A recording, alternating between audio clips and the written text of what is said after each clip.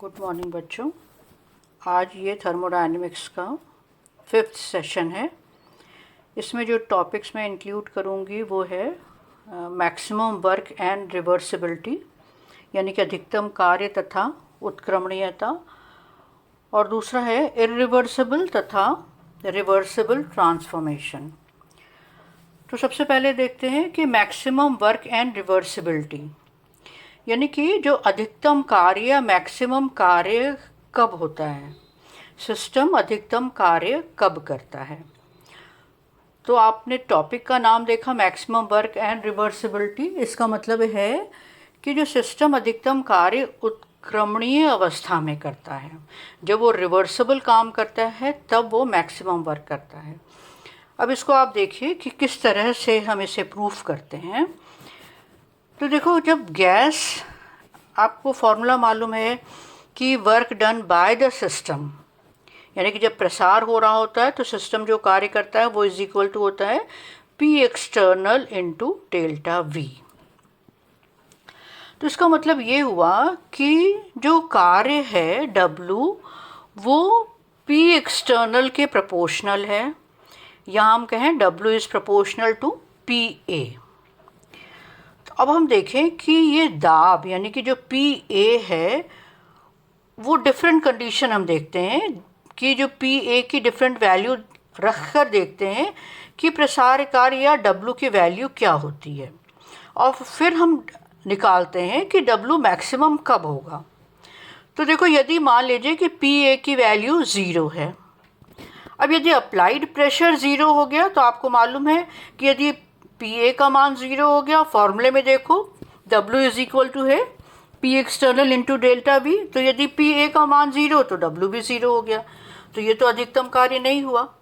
अब दूसरी मान लीजिए कि हम प्रतिरोधी दाब को लगातार बढ़ाते जाएं, तो क्या होगा, कार्य भी लगातार बढ़ता जाएगा, यानी कि as PA increases W also increases. अब यदि मान लें कि PA को हम P के बराबर कर दें, यानी कि अप्लाइड प्रेशर को हम गैस के दाब के बराबर कर दें, तो क्या हो जाएगा, दोनों इक्वल हो जाएंगे, तो गैस का एक्सपेंशन रुक जाएगा, यानी कि आयतन में परिवर्तन फिर 0 हो जाएगा, तो W का मान भी 0 हो जाएगा। अब अगली कंडीशन देखें, यदि PA का मान हम बढ़ा दें P से, तो यदि P एक्सटर्नल या P अप्लाइड को हम बढ़ा देंगे तो क्या होगा, संपीड़न या कंप्रेशन प्रारंभ हो जाएगा, यानी कि गैस के ऊपर कार्य होने लगेगा। तो हम कह सकते हैं कि अधिकतम कार्य कब हो रहा है, और वह भी अधिकतम प्रसार कार्य तभी संभव है जब अप्लाइड प्रेशर या प्रतिरोधी दाब का मान गैस के दाब से अनंत सूक्ष्म कम रहे, यानी कि PA is equal to P minus DP। ठीक है, इसको देखिए दूसरी तरह से भी हम एक और समझ सकते हैं कि work done by the system is equal to P external multiply by delta V। Thus, for a given increase in volume delta V, the work done can be maximum if P external is maximum। यानी कि delta V यदि निश्चित है कि इतना increase हमें volume में करना है, तो वर्क डन कब मैक्सिमम होगा, जब P एक्सटर्नल का मान अधिकतम होगा। But in order that the expansion may takes place, the external pressure should always be less than internal pressure of the gas। और यदि प्रसार हम चाहते हैं तो हमेशा P अप्लाइड या P एक्सटर्नल को गैस के दाब से कम होना होगा। Thus the maximum value that P external can have is that it should be infinitesimally smaller than internal pressure of the gas। तो इसका मतलब क्या हुआ कि P एक्सटर्नल की मैक्सिमम वैल्यू क्या हो सकती है। इतनी चीज़ें, इतनी PA की वैल्यू इतनी सारी डिस्कस करी, तो इनमें से P अप्लाइड की मैक्सिमम वैल्यू क्या हो कि गैस का एक्सपेंशन होता रहे। तो P एक्सटर्नल की वैल्यू गैस के दाब से अनंत सूक्ष्म कम हो, तभी गैस का प्रसार हो सकता है।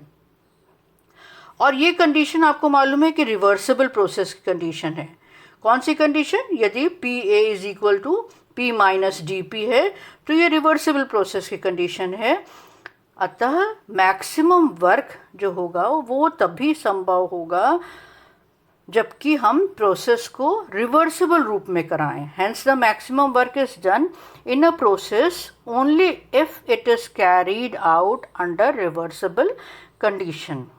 Hence in a reversible process W is sometimes replaced by W maximum.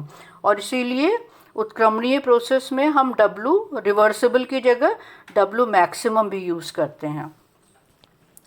तो W reversible is equal to W maximum. W की वैल्यू रख दें. W की वैल्यू क्या था? Integration limit V1 to V2 PdV. V1 क्या है? इनिशियल वॉल्यूम और V2 फाइनल वॉल्यूम है. अब आपको मालूम है कि n मोल आइडियल गैस के लिए PV is equal to nRT. तो P की वैल्यू हम इक्वेशन में यदि रखते हैं तो W maximum is equal to आ जाता है from V1 to V2 nRT upon V into dV. Now n number of moles constant है, R कांस्टेंट है, T हमने कांस्टेंट रखा हुआ है. फिर इंटीग्रेशन करें तो ये हो जाएगा log V2 अपॉन V1. तो W maximum is equal to nRT log V2 upon V1.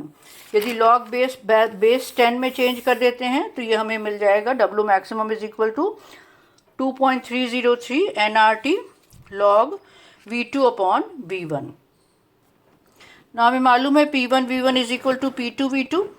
तो हम V2 अपॉन V1 यानी कि वॉल्यूम के बजाय यदि दाब के रेस्पेक्ट में देखें तो ये हो जाएगा W maximum is equal to 2.303 nRT log P1 upon P2. ना यदि हम संपीडन या कॉम्प्रेशन का केस देखते हैं तो संपीडन में आपको मालूम है जो अंतिम आयतन है वो प्रारंभिक आयतन से कम होगा. तो इसका मतलब यदि अंतिम आयतन कम है या संपीडन है तो हम गैस कहेंगे कि गैस पर हम कार्य कर रहे हैं. तो गैस पर किया गया कार्य न्यूनतम होगा. तो हम इसको लिखेंगे W minimum is equal to 2.303 nRT log V final upon V initial. V final क्या है? कम है V इनिशियल से. तो V F upon V I का जब हम की वैल्यू हमेशा 1 से कम होगी और इसका जब हम लॉग लेंगे तो वो नेगेटिव आएगा. तो इस वजह से W जो मिनिमम है उसकी वैल्यू हमेशा नेगेटिव आती है. ना हमारा नेक्स्ट जो टॉपिक है वो है रिवर्सिबल एंड इरिवर्सिबल ट्रांसफॉर्मेशन या उत्क्रमणीय तथा अनुत्क्रमणीय रूपांतरण. तो देखो, जब कोई भी सिस्टम अपनी अवस्था में परिवर्तन करता है यानी कि स्टेट चेंज करता है और वापस वो अपनी ओरिजिनल स्टेट में आ जाए, मूल अवस्था में आ जाए, और यदि इस प्रोसेस में सिस्टम के साथ सराउंडिंग भी अपनी मूल अवस्था में आ जाता है तो ये ट्रांसफॉर्मेशन रिवर्सिबल हुआ और जो ये प्रोसेस है वो रिवर्सिबल प्रोसेस कहलाता है. और यदि सराउंडिंग मूल अवस्था में नहीं आ पाता, सिस्टम तो आ जाता है लेकिन सराउंडिंग नहीं आ पाता, तो ये इरिवर्सिबल ट्रांसफॉर्मेशन कहलाता है. रिवर्सिबल ट्रांसफॉर्मेशन में जो PA है वो हमेशा गैस के दाब से अनंत सूक्ष्म कम या अधिक हो सकता है. यदि कम होता है तो प्रसार होगा और यदि PA अनंत सूक्ष्म अधिक हो जाएगा तो फिर संपीडन होगा या कंप्रेशन होगा. तो अब हम देखते हैं कि एक एक करके देखें. एक बार रिवर्सिबल ट्रांसफॉर्मेशन डिस्कस करेंगे और एक बार फिर इरिवर्सिबल ट्रांसफॉर्मेशन. सबसे पहले देखिए कि रिवर्सिबल या work in isothermal reversible transformation या समतापीय उत्क्रमणीय रूपांतरण में कार्य. तो हमने कंडीशन रखी है स्थिर ताप पर.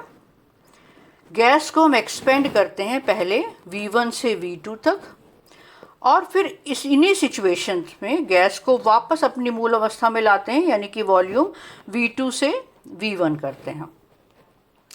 तो ये पूरा एक साइकिल हो गया. तो हम कहेंगे साइकिल में किया गया कार्य W साइक्लिक से डिनोट करते हैं और W cyclic is equal to क्या हो गया? W expansion plus W compression यानी कि प्रसार कार्य प्लस संपीडन कार्य. आपको मालूम है W इज इक्वल टू होता है V1 टू V2 PdV.